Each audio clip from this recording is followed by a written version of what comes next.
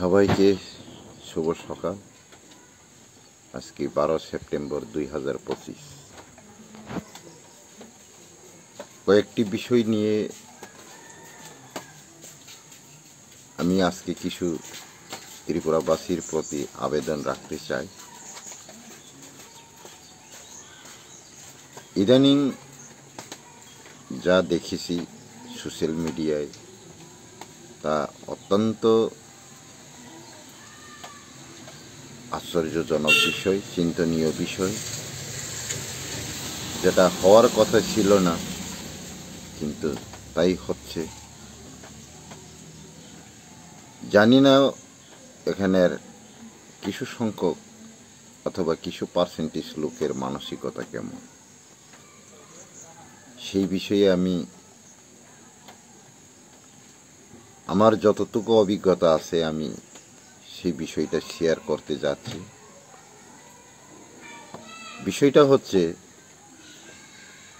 গত 19 মে ভারত সরকার ভারতের রক্ষার্থে, ভারতবাসীর রক্ষার্থে সংবিধানকে মান্যতা দিয়ে যে একটা নোটিফিকেশন জারি করেছে, ভারতের সংবিধানের 6 ধারা নাগরিকত্ব আইন এ মোতাবেক যে নোটিফিকেশন জারি করেছে, সেটা হচ্ছে ভারতবর্ষে এখন পর্যন্ত যারা অবৈধভাবে প্রবেশ করেছেন, সে বাংলাদেশের হোক, সে আফগানিস্তানের হোক, সে মায়ানমারের হোক, সে পাকিস্তানের হোক, সবাইকে চিহ্নিত করে ডিটেইন করে ডিপোর্ট করার জন্য নির্দেশ দেওয়া হয়েছে। কেননা আইনের চোখে ওরা অবৈধ। যারা অবৈধভাবে বসবাস করছেন তারা এই দেশের বিভিন্ন সরকারি সুযোগ সুবিধা নিচ্ছেন, তাতে ভারতবর্ষের অর্থনৈতিক, সামাজিক, সাংস্কৃতিক, ভারতীয়দের অস্তিত্ব দিনের পর দিন বিলুপ্তির পথে এগিয়ে যাচ্ছে। যার কারণে ভারত সরকার এই নোটিফিকেশনটা জারি করেছিল। এখানে কোনো জাতি ব্যাপার নয়, জাতি বিশেষ নয়, এখানে সব বাঙালিকেই বাংলাদেশি, সব উর্দুভাষীকেই পাকিস্তানি, সব মুসলিমকেই পাকিস্তানি বা আফগানিস্তানি বলেনি। বলেছে যারা অবৈধভাবে বসবাস করছেন তাদেরকে চিহ্নিত করে স্বদেশে প্রেরণ করার নির্দেশ দিয়েছে। কে করেছেন? ভারত সরকার করেছেন। কিন্তু ত্রিপুরায় দেখা গেল যে বাঙালির নেতা একজন সেই দিন থেকে বাঙালি বিদ্বেষী ব্যাখ্যা দিয়ে ভারত থেকে বাঙালিকে বিতাড়নের প্ররোচনা চালাচ্ছেন বলে যে উস্কানি দিয়ে আসছেন, সেই গৌরাঙ্গ বাবুকে আমি জিজ্ঞেস করতে চাই, ভারত সরকার কি শুধু বাংলাদেশিকে বিতাড়নের নোটিশ জারি করেছেন, না শুধু বাংলা ভাষাভাষী জাতিগোষ্ঠীকে বিতাড়ন করার নোটিশ জারি করেছেন? আপনি কতটুকু এই সংবিধান সম্পর্কে অথবা ভারতের ইতিহাস সম্পর্কে কতটুকু অভিজ্ঞতা আছেন জানি না, তবে আমি আপনাকে জিজ্ঞেস করতে চাই, ভারত সংবিধান মোতাবেক ভারত সরকার যে নোটিশ জারি করেছিলেন, আপনি যদি প্রকৃত ভারতবাসী হয় অথবা ভারতবাসী হয়ে থাকেন, তাহলে কি আপনি ভারতের সুরক্ষা চান না? আপনি ভারতীয়দের সুরক্ষা চান না? আপনি ভারতীয়দের ভবিষ্যৎ অস্তিত্বের গ্যারান্টি চান না? ভারতীয়দের সংস্কৃতি অধিকার অটুট থাকুক, আপনি সেটা চান না? সব ভারতীয়রাই এই নোটিফিকেশনে খুশি, আপনি অখুশি কেন? আপনি এই নোটিফিকেশন তারে ভুল ব্যাখ্যা দিতে যাচ্ছেন কেন? আপনি যে মন্তব্য করেছেন এটা নিশ্চয়ই ভারতীয় ব্যক্তির লক্ষণ হতে পারে না, এটা একজন ভারতীয়ের চরিত্র হতে পারে না। আপনি যে কমেন্ট করছেন, আপনি যে মন্তব্য করছেন, আপনি যা উস্কানি দিচ্ছেন, সেই মোতাবেক আপনি একজন ভারতীয় হতেই পারে না। কারণ ভারতীয়রা এই নোটিফিকেশনে সবাই খুশি। কেননা ভারত সরকার ভারতবর্ষকে রক্ষা করার স্বার্থেই, ভারতীয়দের অস্তিত্বের রক্ষার্থেই এই নোটিফিকেশনটা জারি করেছেন। আপনি যদি ভারতীয় হয়ে থাকেন তাহলে সেই নোটিফিকেশনকে সমর্থন করে আপনি সহযোগিতা করার কথা, সহযোগিতার হাত বাড়িয়ে দেওয়ার কথা। কেউ যদি ভুল ব্যাখ্যা দিয়ে থাকেন অথবা ভুল মন্তব্য করে থাকেন, তার জবাব দেওয়ার কথা। আপনি তার জায়গায় করছেন কি? বাঙালিদের বিতরণ। ভারতবর্ষ নাকি ভারত থেকে বাঙালিদের বিতরণের পদক্ষেপ নিচ্ছেন। আমি তো কোথাও দেখিনি, আপনি কোথায় দেখেছেন? সব বাঙালিকে বাংলাদেশি বলছেন, ঘোষণা করছেন, এমন তো আমি দেখিনি। আপনি কোথায় পেয়েছেন? তার মধ্যে সবচেয়ে বিপজ্জনক উস্কানি হচ্ছে ভারত সরকার ভারতবর্ষকে রক্ষার জন্য, ভারতীয়দের রক্ষার জন্য সংবিধানের মান্যতা দিয়ে যে নোটিফিকেশন জারি করেছেন, তার জবাব না দিয়ে ত্রিপুরাবাসীদের উপরে ডাইরেক্ট হস্তক্ষেপ করছেন। ত্রিপুরী জাতিরা নাকি অবৈধ অনুপ্রবেশকারী, বহিরাগত অনুপ্রবেশকারী, বেআইনি অনুপ্রবেশকারী। আমরা নাকি উদ্বাস্ত, ত্রিপুরীরা নাকি এই রাজ্যের উদ্বাস্ত। আপনি কতটুকু ইতিহাস জানেন? আপনি ইতিহাস খুলে দেখেন। সম্রাট ত্রিপুর যেদিন ত্রিপুরায় রাজত্ব করেছিলেন, খ্রিস্টপূর্ব কত হাজার বছর পরে অথবা কয়শো বছর আগে শাসন করেছিলেন, এই রাজ্য যদি বাঙালিদের হয়ে থাকেন তাহলে সম্রাট ত্রিপুর কি এখানে রাজত্ব করতে পারতেন? ত্রিপুরার নাম কি ত্রিপুরা হতেন? কোন যুক্তিতে আপনি বললেন ত্রিপুরী জাতিরা এখানের উদ্বাস্ত গোষ্ঠী, বহিরাগত? ত্রিপুরীরা ত্রিপুরার আদিবাসী নন? সম্রাট ত্রিপুরের পুত্র ত্রিলোচন মহারাজ যুধিষ্ঠিরের রাজস্বীয় যজ্ঞে নিমন্ত্রিত পেয়ে সেই সম্রাট যুধিষ্ঠিরের রাজস্বীয় যজ্ঞের প্রদান করা রাজসিংহাসন ত্রিপুরার রাজধানীতে বর্তমান এখনও বিরাজমান। আপনি ইতিহাসের পাতা খুলে দেখেন, খ্রিস্টপূর্ব কত বছর আগের কথা। আপনারা বলছেন আমরা নাকি 100 বছর আগে, 70 বছর আগে, 150 বছর আগের অনুপ্রবেশকারী।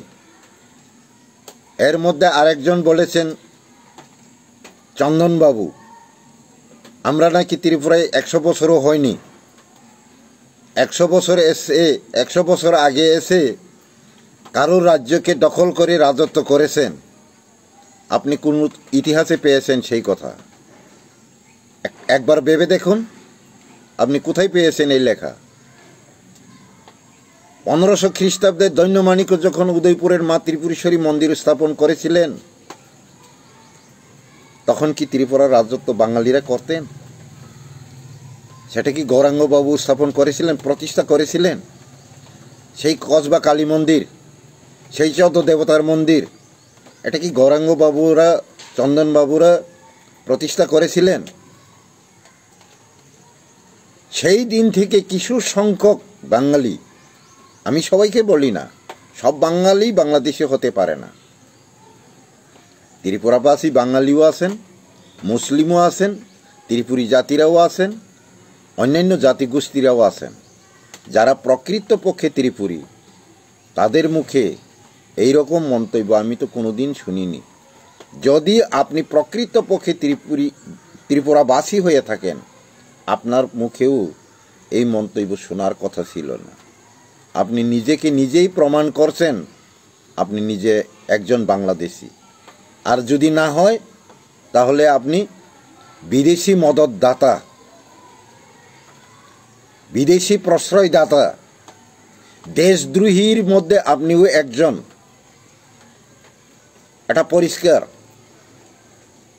এটা বলা বাহুল্য, এটা বলার অপেক্ষা আর কেউ রাখে না। আপনি চিন্তা করেন, সেই দিন থেকে গৌরাঙ্গ বাবুরা আরও কতিপয় লোকেরা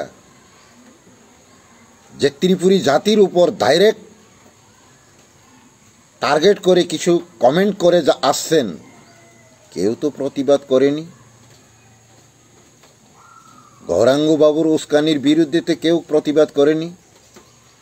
একজন সোশ্যাল মিডিয়া, গতকাল দেখেছিলাম এখানে প্রাক্তন মুখ্যমন্ত্রীকে মহারাজ প্রদ্যোৎ কিশোরের বক্তব্যের বিরুদ্ধে একটা প্রশ্ন রেখেছেন। আপনি গৌরাঙ্গ বাবুকে এই প্রশ্ন করেন না কেন? 1949 সালে 15ই অক্টোবর ত্রিপুরা ভারত ইউনিয়নে যুক্ত হয়েছিলেন। সেই দিন কি ভারত ত্রিপুরা আন্তর্জাতিক চুক্তিতে গৌরাঙ্গ বাবুরা সাইন করেছিলেন?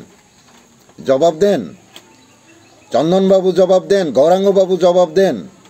সেই দিন ভারতের আন্তর্জাতিক চুক্তির কাগজে ত্রিপুরার পক্ষে হয়ে আপনারা স্বাক্ষর করেছিলেন? না গৌরাঙ্গবাবু করেছেন, না চন্দনবাবু করেছেন, না কতিপয় তার সঙ্গীরা করেছেন? কে স্বাক্ষর করেছিলেন ভাবছেন কোনো দিন? ভারতবর্ষ তাকে যেদিন ব্রিটিশ প্রায় 200 বছর শাসন করেছিলেন, তখন ত্রিপুরা কি ভারতের অধীনস্থ রাজ্য ছিলেন? তখন কি ত্রিপুরা ভারতের অধীনস্থ ছিলেন? ব্রিটিশ শাসনে ছিলেন? কোন ইতিহাস পড়ছেন আপনারা? একটু তো লজ্জা থাকার কথা। 1970-এর আগে বাংলাদেশের কোনো নাম ছিল? বাংলাদেশ নামে কোনো রাজ্য ছিল, কোনো রাষ্ট্র ছিল? 1947-এর আগে কোনো রাষ্ট্র ছিল বাংলাদেশ নামে? আপনারা কোন ইতিহাস পড়েছেন জানি না। 1947-এর আগে পাকিস্তান নামে কোনো রাষ্ট্রের নাম ছিল? তখন কি ত্রিপুরা তাদের অধীনে ছিল? কেন এইসব মন্তব্য? তাহলে সম্প্রদায়িক কে? তখন রাজা শাসন করতেন, হাজার হাজার বছর ধরে ত্রিপুরী জাতির রাজারা শাসন করছিলেন।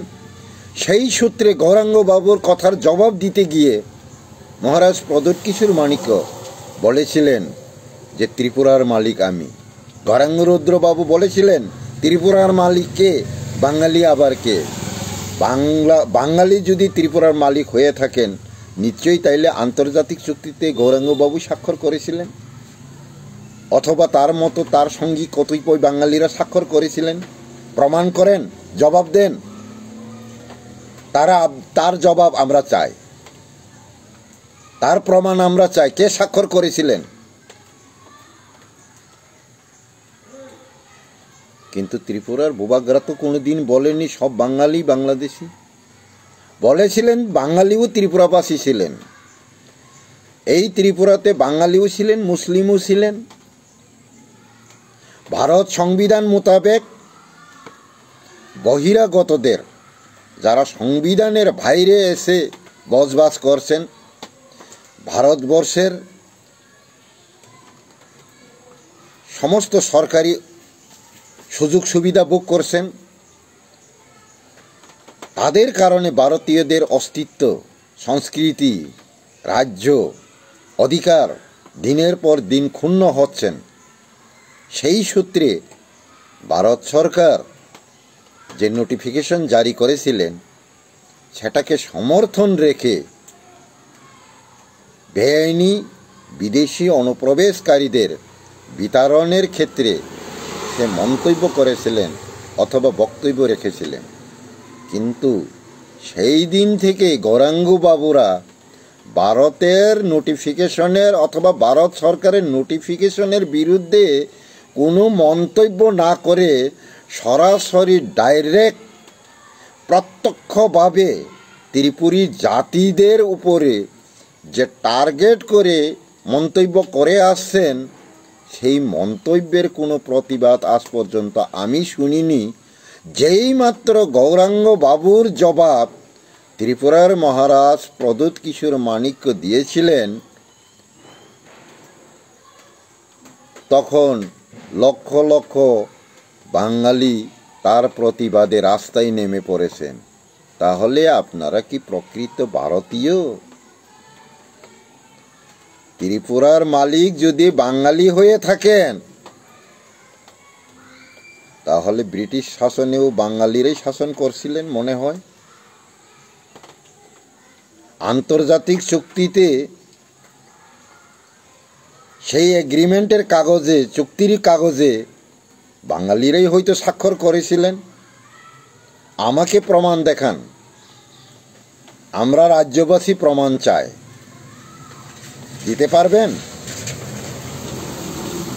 কে সাম্প্রদায়িক? তোমরা বাংলাদেশ থেকে এসে, বহিরাষ্ট্র থেকে এসে এই রাজ্যের বিরুদ্ধে অনেক কিছু করবেন, এই রাজ্যের জাতিগোষ্ঠীদের উপরে অনেক কিছু করবেন, আমরা কোনো কিছুই বলতে পারবো না, প্রতিবাদ করতে পারবো না। সেটা ভারতের কোন সংবিধানে পেয়েছেন? আপনি যা খুশি তাই বলতে পারবেন, তাই করতে পারবেন, আমরা কিছুই বলতে পারবো না, প্রতিবাদটুকুও করতে পারবো না, আমাদের অধিকারও দাবি করতে পারবো না, সত্য কথাকে বাস্তব কথাকে বলতে পারবো না, আমাদের বলার অধিকার নেই, প্রতিবাদীর অধিকার নেই। কোন সংবিধানে পেয়েছেন আপনারা? আপনারা বলেন যে আন্তর্জাতিক সীমানা বেআইনিভাবে, অবৈধভাবে ক্রস করে এ রাজ্যে ঢুকেছেন, তাদেরকে স্বদেশী বলবেন না বিদেশি বলবেন? বলেন, জবাব দেন আপনারা, সঠিকভাবে প্রমাণ করেন। আর যদি মানুষ হয়ে মানবতা থাকেন, বিবেক থাকেন, তাহলে বাস্তবতাকে অস্বীকার করার কথা ছিল না।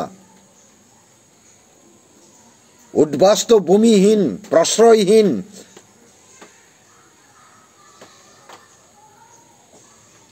তাদেরকে জায়গা দেওয়াই হয়তো মহারাজের ভুল হয়েছেন কোনো এক সময়।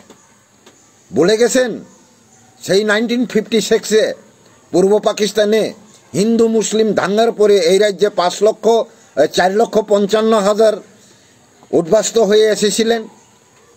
আখাউড়া রুটে 21 দিন অনশন করে এই রাজ্যের আদিবাসীরা সহযোগিতা করে তাদেরকে বাসস্থান দিয়েছিলেন। দুর্গাবাড়ির সামনে সেই 21 দিন অনশনের কথা ভুলে গেছেন? সেই 71-এর যুদ্ধে 15 লক্ষের অধিক উদ্বাস্ত হয়ে ত্রিপুরায় প্রবেশ করে 276টা ক্যাম্পে বসবাস করেছিলেন। ডিটেনশন ক্যাম্পের বাহিরে যেখানে সেখানে তাঁবু টাঙিয়ে বসবাস করছিলেন, সেই কথা ভুলে গেছেন? খাদ্যের অভাবে ঘরে ঘরে ভিক্ষা করেছিলেন, সেই কথা ভুলে গেছেন? কেন এসেছিলেন সেই দিন? আপনারা কি আবার ফিরে গেছেন? আপনারা কি ফিরে গেছেন? প্রতিটি ক্যাম্পে মাইক বাজাতেন, এক সাগর রক্তের বিনিময়ে বাংলার স্বাধীনতা আনছে যারা, আমরা তোমাদের বলবো না, বাংলার স্বাধীনতা আনছে যারা। সেই রুনা লাইলার গান মাইকে বাজিয়েছিলেন, ভুলে গেছেন? 2.5 দিনের বৈরাগী বাতেরে অন্ন কয় না, সেই দিন এসে ত্রিপুরার মালিক হয়ে গেছেন। লজ্জা নেই? লজ্জা নেই কিছু? বলে গেছেন আপনাদের বাপ দাদাদের জন্ম কোথায়, আপনারা বিচার করে দেখুন। ত্রিপুরা নাকি বিদেশের এই ইংরেজদের শাসনে ছিল? কে বলেছেন সেটা? কোথায় পেয়েছেন আপনারা? ব্রিটিশ শাসনের সময় ত্রিপুরা ব্রিটিশ এই ইংরেজদের শাসনাধীনে ছিলেন? কোন ইতিহাসে পেয়েছেন?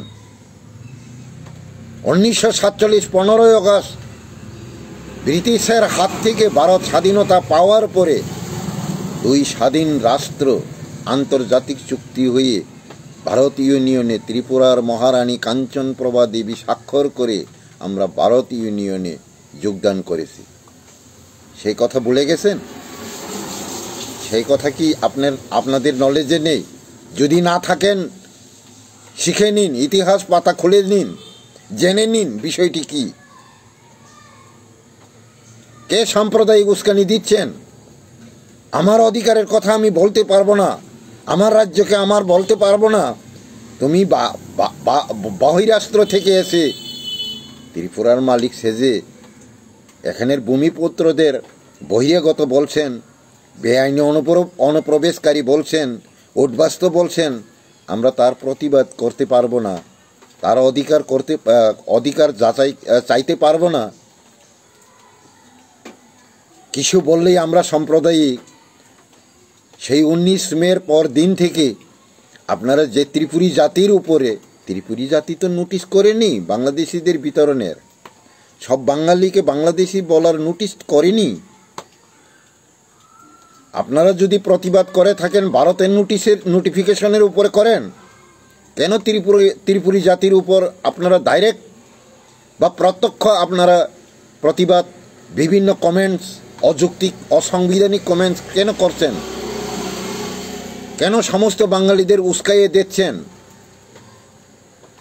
সম্প্রদায়কে বাকিরা চেয়েই থাকেন, সহযোগিতা করছেন, সঙ্গী হয়ে হচ্ছেন। যেই মাত্র অন্যায় মন্তব্যের বিরুদ্ধে মহারাজ প্রদ্যোৎ কিশোর কমেন্টস করেছেন, তখন 14 গোষ্ঠী সোশ্যাল মিডিয়া ভরে রেখেছেন। ভাবছেন না একবারও? ভাবেন না একবারও? কোন কথার প্রসঙ্গে, কার কথার প্রসঙ্গে, কোন বিষয়ের প্রসঙ্গে মহারাজ প্রদ্যোৎ কিশোর সেই মন্তব্য করেছেন?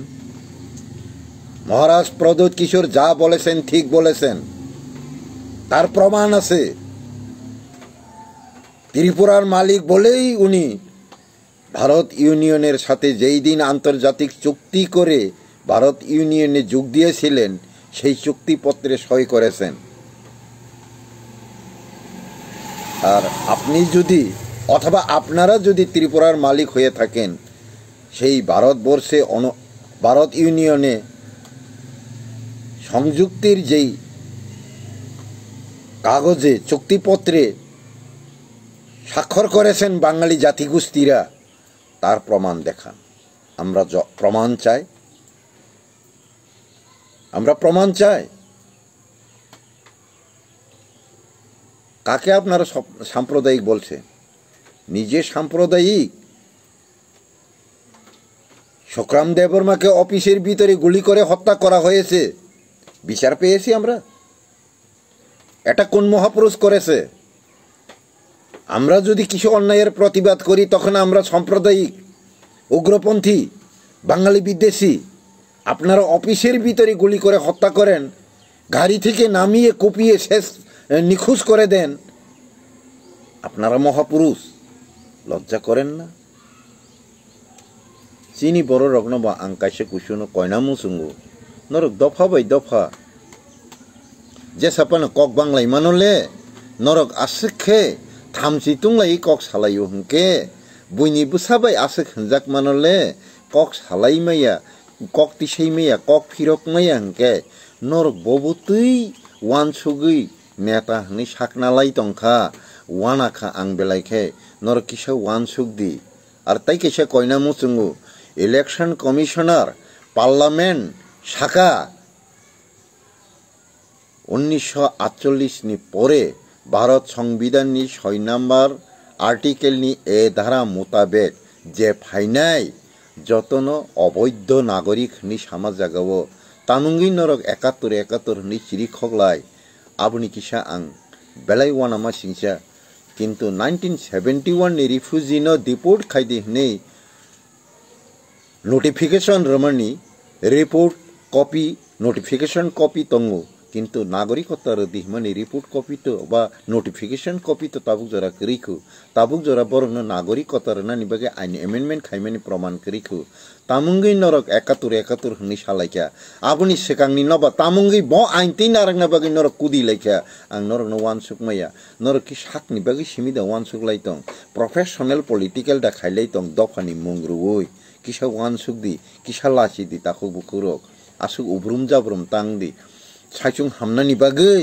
বংশন দংশতা খাইদি প্রয়োজন ভগৎ সিং সংহাই মহাত্মা গান্ধী সংহাই বংশন রক্ষা খাইনানি বাগৈ নিজেনি জীবন বিসর্জন দি মীর জাফর হাই বুমুং ইতিহাস রচনাংনানি লামা তারাম লাগি তাকুক বুকুর নিনি 5 বছরনি এমএলএ নি বাগৈ মেম্বার চেয়ারম্যান নি বাগৈ 5 বছরনি অস্থায়ী মন্ত্রী নি বাগৈ বংশন দংশ খাইনানি চিন্তা তানা হাদি তাকুর আং নংনি ইয়াগ্রম ইয়াকুংগ্রম আমহাই উল্টা পুল্টা তাখাইদি মায়া খাই ইয়াকার দি নেঙাসিকনো দফানা হামজাগৈ তংখাই যে সরকার কেন্দ্র সরকারনি নোটিশনি মোতাবেক সামুং খাইনা নাইয়া সমর্থন ইয়াকার দেওয়া হয় সরকার ন ইয়াকারি ফাইদি রাষ্ট্রপতি শাসন খিগলাই রেডি ত্রিপুরা সরকার অসামুং খাইনা নাইয়া নিনি নোটিফিকেশন ন অমান্য খাইকা जों ববাই তংয়া ব ভারতবর্ষ ন রক্ষা খাইনাইয়া ভারতীয় ন রক্ষা খাইনাইয়া নিনি নোটিফিকেশন ন जों সাপোর্ট খাইও অ সরকার সাপোর্ট খাইয়া जों অ সরকার তংলিয়া নोंनि যে ডাইরেক্ট হস্তক্ষেপ খাই অসামুং খালাইনাং থংনি কেন্দ্র সরকার ন মেমোরেন্ডাম রে সমর্থন উইথড্র খালাইয়ে রাষ্ট্রপতি শাসন খিগলাই আ নোটিফিকেশন নি মোতাবেক ইমপ্লিমেন্ট খাইরদি আসুক জরা নং থানে আং অনুরোধ নারগো তাকুর সাক হামনা বাগিলে বংশন দংশ তাখাইদি আং নोंनि ইয়াকুং রমই খুলুম যাও তাকুতৈ বুকুকসং যতনা হামবাই খুলুমকা।